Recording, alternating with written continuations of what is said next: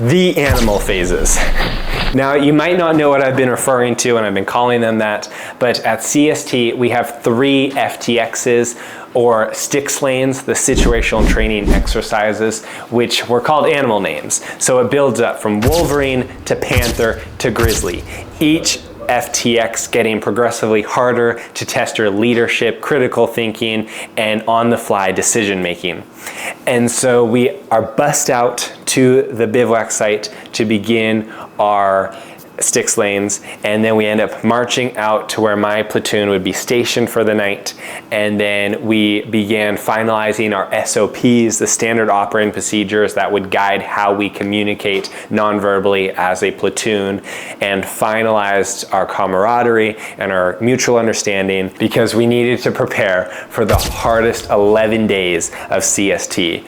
3 days of sticks lane training, and then the 2 refit days in between. The animal phases are so dense that I'm gonna probably make a separate video going into more detail on everything that happened. But for this video, I'll keep it pretty brief and broad as an overview of what happened. And starting with day 1 of Wolverine, we ended up, again, like I mentioned, making SOPs, finalizing how we're gonna be operating as a platoon, cadre-led classes, going through what they're going to be grading us on. And so then we had some sort of baseline, because every ROTC program in the country teaches FTXs a little bit differently. And so our cadre's rationale was, hey, we don't want to grade you off of our standard if you don't know what that standard is. So let us be thorough and enumerate explicitly what we're going to be grading you on. Because again, in ROTC, they stress that while tactics is the vessel that they're grading us through, tactics is not what we're being graded on. Leadership is what we're being graded on. And so it becomes a really weird, muddy area of, okay, what do we need to do well to get a good grade? What are cadre looking? Because everyone's a little bit different. And they're using these blue cards or SOAR cards to be very methodical in how they grade us. And so it all culminated in Captain Lou leading us through an ambush. So he was the PL for that make-believe lane. And so he had us go through all the individual steps as us as the Joes or squad leaders. And then we executed an ambush, and it was purely non-blank, just voices lane. So just for this training value without the actual heightened war gaming situation. And so we finished that ambush. I thought it was pretty cool because in the past I heard that Wolverine was only squad-based operations and no platoon operations, but Captain Lou and I think new Army ROTC TRADOC guidance said we're axing that, let's just do platoon operations from the beginning. And I preferred that because then you didn't have to switch from the squad to platoon mentality. It was just platoon all the way through. And so we started with full platoon ops, completed the ambush. We got to learn where the hiccups were with crossing LDAs and actual movement on the objective. Our violence of action was actually pretty good, and cadre were impressed with how we worked and flowed as a platoon, because there is this just natural battle rhythm that our platoon, I just love to see us from the beginning. We were all having this hive mind where we worked well with each other. And that really goes far. And something that you'll hear me mention later, that the lane walkers and the Op4 cadre, they all were impressed with our platoon as well. But that finished up day 1 of Wolverine. Day 2 Wolverine was the first 3 graded lanes. And so there are a total of 5 sticks lanes that you can end up being graded on: an ambush, a attack, a raid, a movement to contact, and a defense. So those are the 5 lanes that you would be randomly chosen. And over the course of those 3 FTXs, cadre are grading 120 blue cards. That's a lot. And so what that meant was that for each of us 40 in the platoon, we each got 3 leadership looks for blue cards. And so I was chosen as the PL for the 3rd day of Wolverine. So I got assigned that for my movement to contact, which was actually the farthest movement we made during the entirety of the animal phases, which I thought was really funny because Cadre kept on saying, hey, it's going to get harder from here on out. And I was like, if it's getting harder from here on out, we're doing a like 1 kilometer movement over to the OPT4, and there's going to be 20 OPT4, and we're going to be no longer having 3-1 superiority and then having to make decisions. And I was like doing these crazy calculations in my head. It did not turn out like that. The actual last day of Wolverine, when I was PL, actually was one of the hardest movements we made because of the steep vegetation and the Fort Knox climate. You have to be very deliberate with how you're moving your troops through that, because it might not be anything like you've done before. Us in Montana, we use forests. We're used to this dense vegetation a little bit more. Still, Fort Knox is its own animal, but some programs who only do their labs out on practice football, soccer fields, or in parking garages won't have that same realistic atmosphere, and so you need to think about how you are going to move in a forest, because it will be tough. And there's going to be rolling hills and streams and just a lot of crazy terrain. And so I direct my support to flank and set up on top of this hillside when we started coming into contact with the OPT4. And then I had my assault do this broad flanking California maneuver down below, and it actually worked pretty well for how steep this bank was. So we all drop our rucks immediately upon taking contact, start running over. I'm at the point of friction, kind of guiding the two elements through, and then we clear the objective, we set up LOAs, we get 360 security, and then we index from there, grab our rucks, and realize just how steep that terrain was. It was just this bowl valley type area. And it was a very tough, very strenuous lane to be the PL, but I was very glad with how I was graded. And it was still during Wolverine, so the Wolverine lanes didn't count the same. So how the grading system worked for the blue cards is that you got 1 look as PL or PSG, and then 2 looks as a squad leader for your 3 total grades that would go into your PRT points. I think 3 points each was the max. And so with that, I ended up getting my PL spot during Wolverine, so that didn't count officially, but I still got an E for it for my good command and control overall. I ended up not be getting my actual graded lanes until day 2 of Panther. But before I talk about that, the last day of Wolverine, we ended up having a massive thunderstorm roll in, and so we ended up setting up in Red Lion, which was about a mile ruck march out of our operating area down to this lightning protection area, or LPA, where they have us set up our sleeping systems out on this concrete pad, and then you're pelted by rain while also baking from the concrete pad underneath you while trying to get some sleep. And so that was just such a wild, awful experience. They had us store M4s in a building so that they weren't lightning rods, but besides that, we're just out here in this weird baking pelted rain area.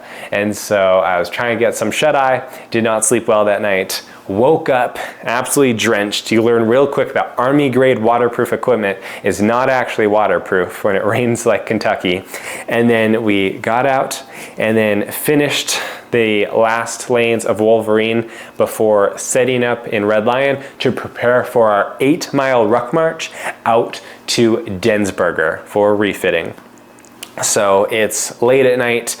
It's the 4th of July actually, and so we end up marching out at probably about 10 p.m. we start, maybe a little earlier, but we do our 8-mile ruck march with full equipment. So if you were a 240 gunner, you had your 35-pound machine gun with you and our rucksacks for our 8-mile foot march. It was a whole regimental foot march, so you had to stay with your group, and if you fell out, then you failed the 8-mile ruck march. So you ended up having to stay with your group the entire time.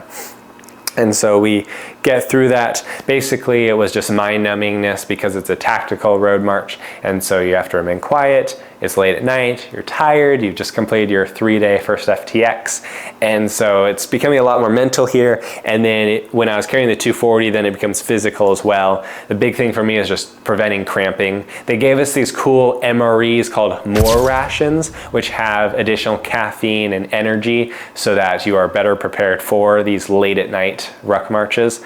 But we did that, and it was really cool because it was lightly raining that night, but not too bad. The weather was about perfect. And then you see these fireworks blasting off in the distance. And it actually felt like we were in a war zone. And to remember, it was the 4th of July when you feel so disconnected from the civilian world at that point, brought back this aspect of the just humaneness of it that was lacking sorely at that moment, and some aspect of sanity too.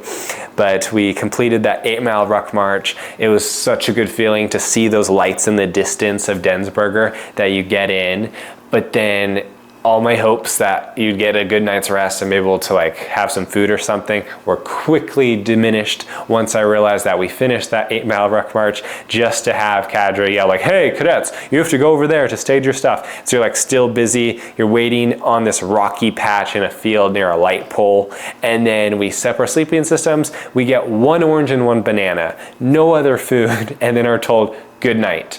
And we're like, what? We just did our 8-mile ruck march. Here we hear about Densberger, the refit day. I had much higher hopes of what to expect, but no, they're just like, here, sleep out in this field. So that was an interesting night. You're just hot and sweaty from the ruck march, and then exhausted, and then you are out there sleeping on a rocky field. And so that was that night. And so I wake up and I see a snake on the light pole in front of me about 30 feet, and it's slowly slithering down. And welcome to Fort Knox, Kentucky. I hope you enjoy your stay. But I was like, that snake could have been right on my sleeping system in the night, and I would not have known until I woke up. But yeah, so we wake up for our refit day in Densberger. Densberger is not as enjoyable as I thought it would be after that period. You are put back up in Tent City, where it is an air-conditioned tent, but weird thing is that I actually got too cold in that tent, as did everyone else, because there's 2 modes. AC doesn't work and AC does work. When AC works, you freeze. When AC doesn't work, you're sweating. So embracing the Seth is the Army, and that's why it's awesome. But we ended up having a day to get hot chow, so they had food for us there, Emery's for other meals, and then laundry and showers. And so the laundry was a nightmare in that they had the machines all in these trailer looking areas that you had to get in line and then wait there for hours and then time your laundry so when it's done. You hope that no one else has moved it or taken it, because there's so many horror stories of getting your things stolen and then having to go through the rest of the FTXs and the animal phases without your gear, which makes it more miserable than it already is, and you just don't operate as well. So I did laundry, fortunately had no issues the first refit time. Stay tuned for the second time stories. And then I ended up having this rationale where I said, you know what, I'm just not showering this time, because why be clean just to feel even grosser the next time? So I just did laundry to change out my OCP tops and basically did a baby wipe type shower on myself to clean up somewhat, and then also get more foot powder and anti-chafing stuff, because that was my other big concern. Was I solved my blister issue with Leukotape, but I didn't realize that with all the increased humidity, my summer OCPs were definitely starting to chafe my legs a lot. So I started fixing those problems there. But that was Densberger, trying to sleep as much as you can, and then we also had to start filling out our second cadet evaluations.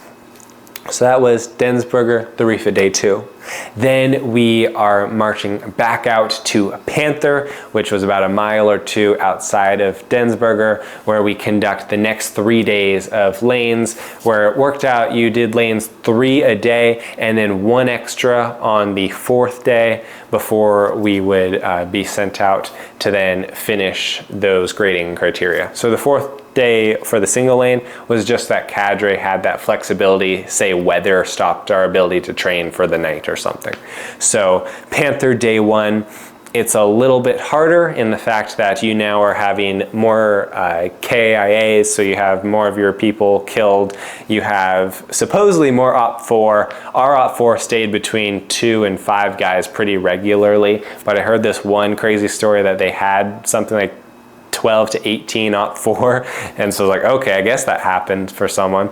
But we usually had about 2 to 5. And then they introduced more variables to mess with your plan. So they'd IDF you more, or there'd be manholes you had to guard, or IEDs, or just random stuff. They actually had drones fly over us during Panther with thermal vision or something. And so it was really cool that when we saw drones, we had to react to them, and it was kind of the Army's test of what us cadets would end up reacting. Some of us, we developed an SOP hand and arm signal for drones, and that was a really cool part of the training, but also really weird.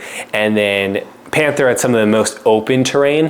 While it was high 80s, low 90s temperature, it was a really good relief that most of our lanes were in the dense jungle foliage, so not a lot of direct sunlight, except Panther was the most open. So by the end of each day, we were absolutely drenched and tired. And for day 2 of Panther, I was assigned the PSG role with Tate Lewis from Clemson University as my PL counterpart. Tate, if you're watching this, you are amazing. When we finished that, because I was assigned as PSG for the last lane of the day, for lane 3, then I had to set up my patrol base. So that was another thing that our SOPs kind of helped us work through, was saying, okay, first squad here, second squad here, third squad here to make the triangle, and then have our weapon squad placed throughout. Another important fact is that we would rotate through who was the squad's 4 lanes. So 4th squad, which I was a part of, was not weapon squad the entire FTX. We would rotate, and cadre would determine who was who. So they'd say, okay, so 1st squad assault 1, 2nd squad assault 2, 3rd squad security, and 4th squad weapons. And then we'd change that up, whereas like first squad weapons, 2nd squad assault 1, 3rd squad assault 2, 4th squad security. So that was kind of how that rotation worked based on your squad leader. So when each of us got assigned a squad leader, we got assigned what our squad was. And so I ended up setting up my patrol base for the night. We would end up having these OPT4 come in and do a few attacks on us in the night, so we'd have to prepare for them. They'd usually occur during stand 2, 1 hour before going to sleep, or 1 hour before waking up when the sun set and the sun rose. And so we kind of generally knew when to expect them, but they do probing attacks. So they'd probe to see where our defenses were weakest, and then they'd try to attack us there. So that was a big part of my planning, was saying, okay, here's where the OPT4 is most likely going to come from. We should have the claymore set up here. We should have more defense here, and just kind of game plan it that way. But tried to get as much sleep as possible that night. Did not sleep well as PSG, a lot of responsibility. And then after that, I was PSG for the first lane of day 2 at Panther, which was an attack.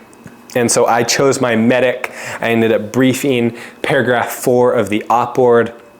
And so my medic counterpart, who I got to choose, or who volunteered, which is something that's also very important to remember, those non-6 leadership roles, so the PL, PSG, and 4 squad leaders, if you're not one of those, you can volunteer or be chosen to build the terrain model, to be the medic, to be the RTO. Those are the big 3. But if you volunteer for those, you both stand out to cadre, that you're a go-getter and you're willing to put effort when you're not directly being graded, and you also help build up a lot of respect among your peers, so then they'll work harder for you when you're in leadership. So something that I volunteered for is RTO and medic multiple times, and really utilizing the strengths and weaknesses of the cadets around you. There was one cadet, Cadet Hope. He was our FO. He was amazing at doing TT Lodac, calling for fire on the enemy. And so there was one lane where cadre said, Cadet Hope, you cannot be the TT Lodac guy. And so we'd have to shift that around. Or there's one guy who would be medic often. And so like, you can no longer be medic for this lane. But that is something that I highly suggest. Volunteer for those spots and build trust, so then they can trust you in those spots. But I ended up having that attack. Again, my big role is beans and bullets as the NCO. I need to make sure I keep accountability at all times, so I'm the one running ahead to count people into the ORP and out of the T Alpha Alpha, and then making sure everyone's just having their MREs, so when I brief that, making sure they're hydrated, doing all that care stuff, and then me being a future medical officer fits my bill. And so then after that, I ended up setting up the CCP, right behind my support, and then moving it into the objective once we established 360 security.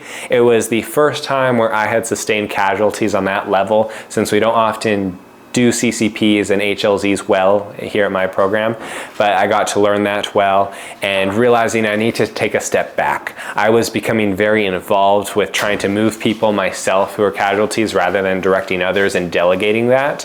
But regardless, I communicated those tests well, and I led to the point where Sergeant Bennett, who was grading me, gave me my first E of the graded lanes. And so I was very glad that all this effort I had put in, again, remembering back to that ambush lane, an ambush failure just several months prior, to now receiving an E on my first tactical lane, was extremely encouraging. So now I'd received 2 E's, one from Wolverine, which wasn't really official, and then one that actually did go on my official SOAR card, which again just propelled my motivation going forward and helping me work harder for the rest of the experience.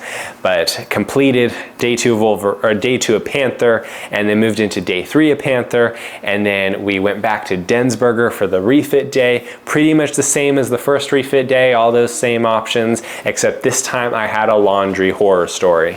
So Cadet Covert and I decided to do laundry together in the one trailer area.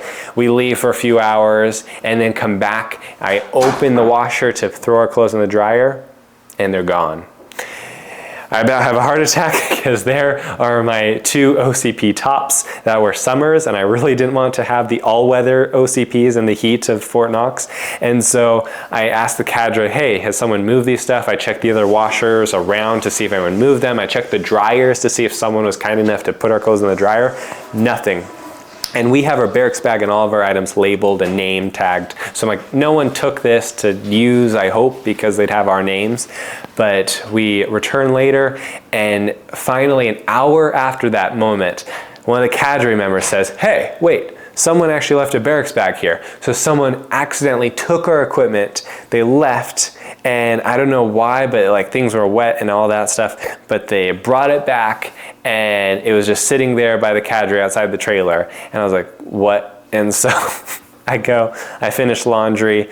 John Covert and we both don't have heart attacks. We're good. We have our stuff. We try to sleep as much as possible in the AC tents, and then prepare mentally and physically for the final FTX, Grizzly, which is the biggest and baddest of the 3. But before Grizzly, I had my second graded lane as well, which was to be the Weasel, the weapon squad leader for the last lane of Panther. And so again, I was tasked with helping set up my patrol base, because as Weasel, I'm in charge of the weapon squad, so I need to learn where to place them on the apexes to be best set up. And then due to leadership issues, I ended up acting as the functional PLM PSG, which again, learning your responsibilities and where the boundaries are for how far you're supposed to step in is important.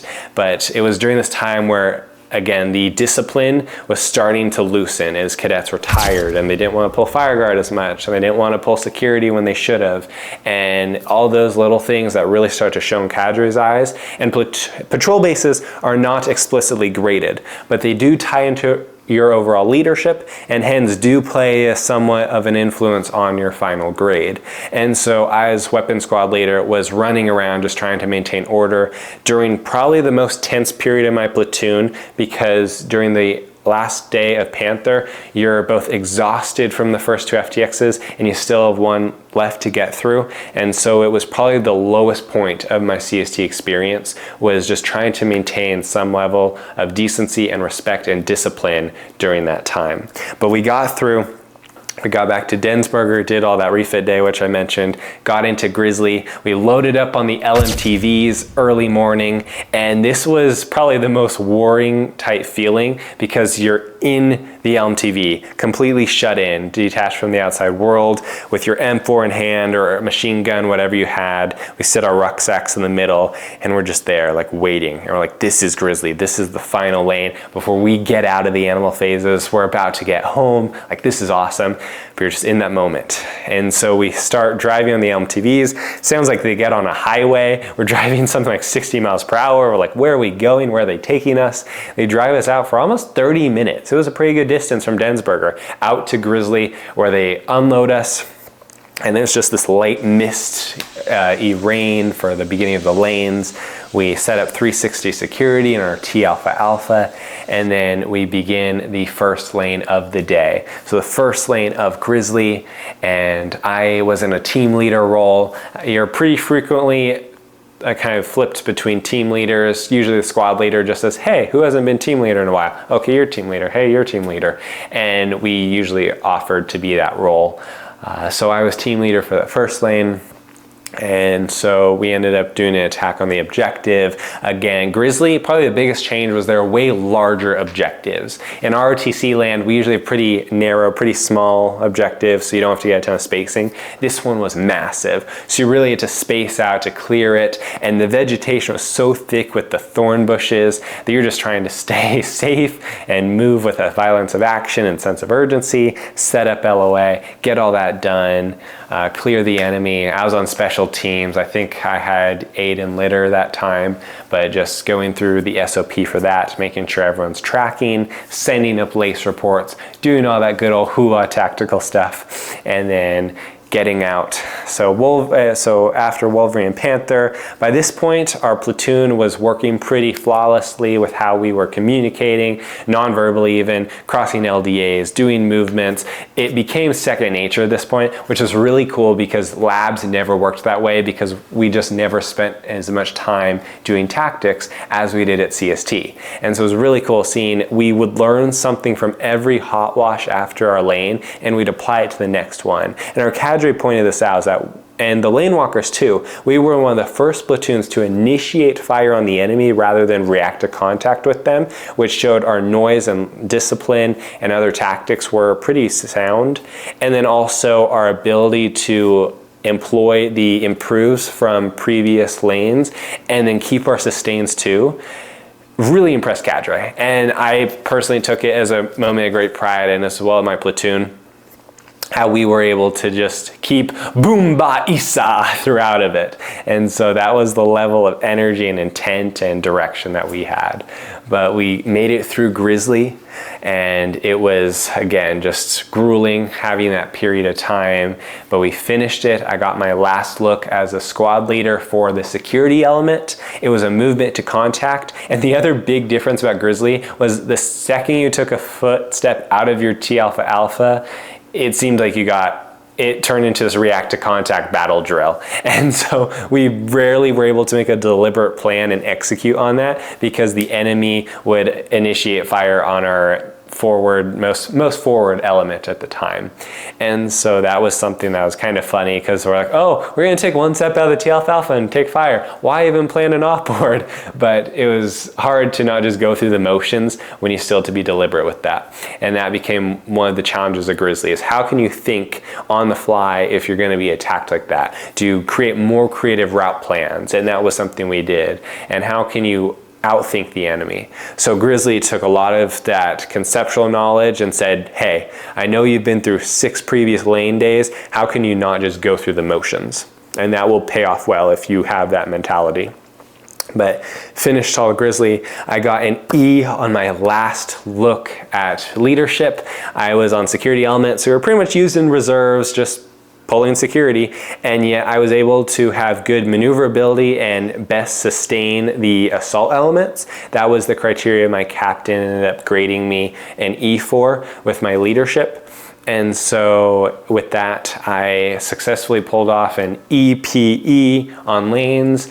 I was very satisfied with that. And so it just goes as a testament to my program and cadre and everyone who's helped support my training here. And so I was very glad to show off to them their work of product.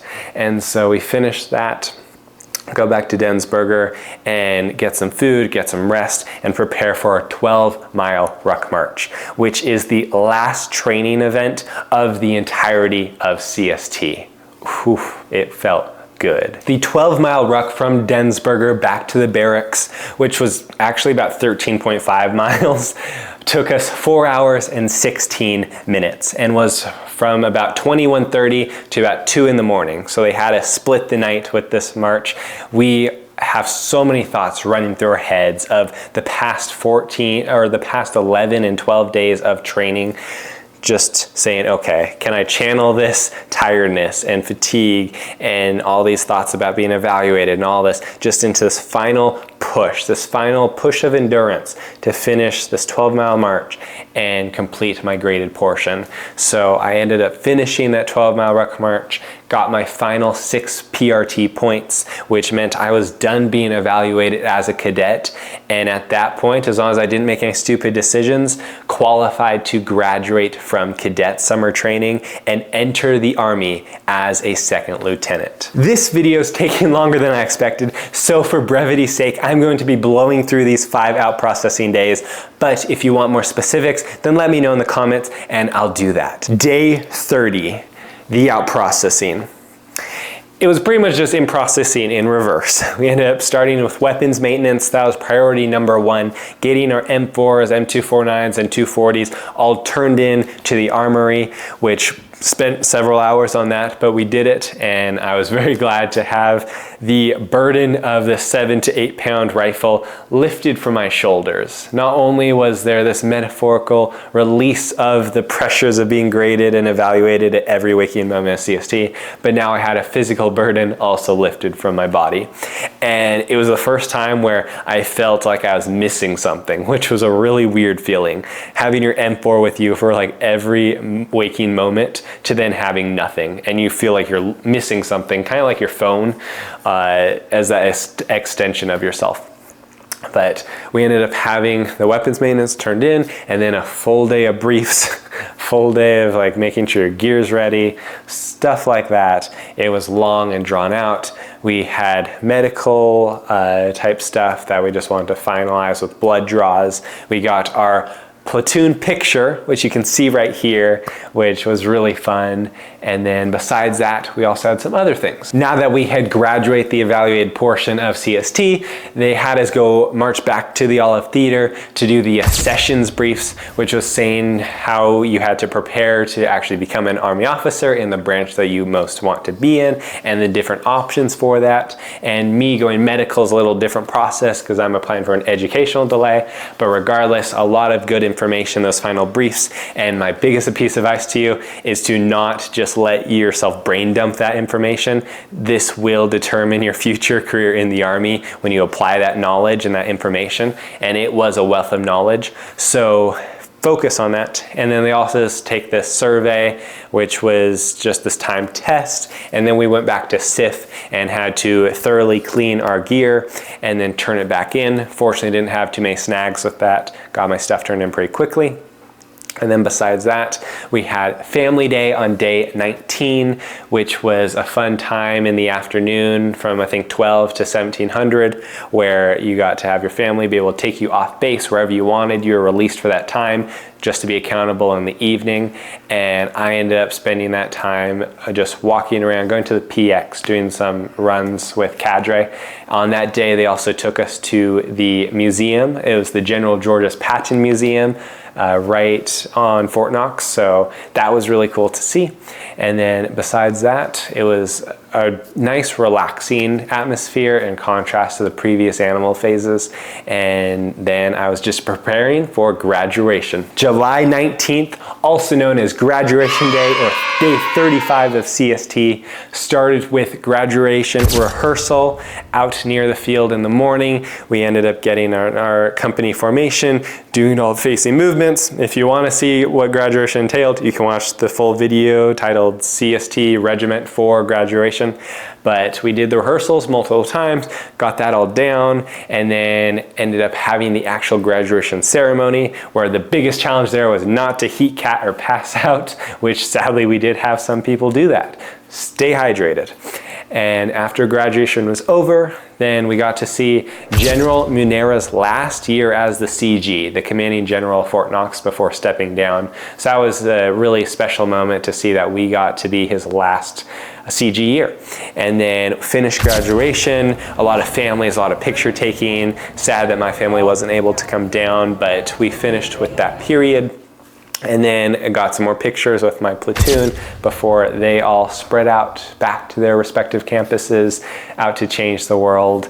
but a few of them stayed with me because we lucky ones were going off to CTLT or internship spots, and I was granted an AMED internship, and so I was moved to a holding company. So after that, we got all of our items, we got onto the bus, we moved out to holding company, where then we felt pretty much like prisoners for the rest of the time until we were ready to leave for our plane.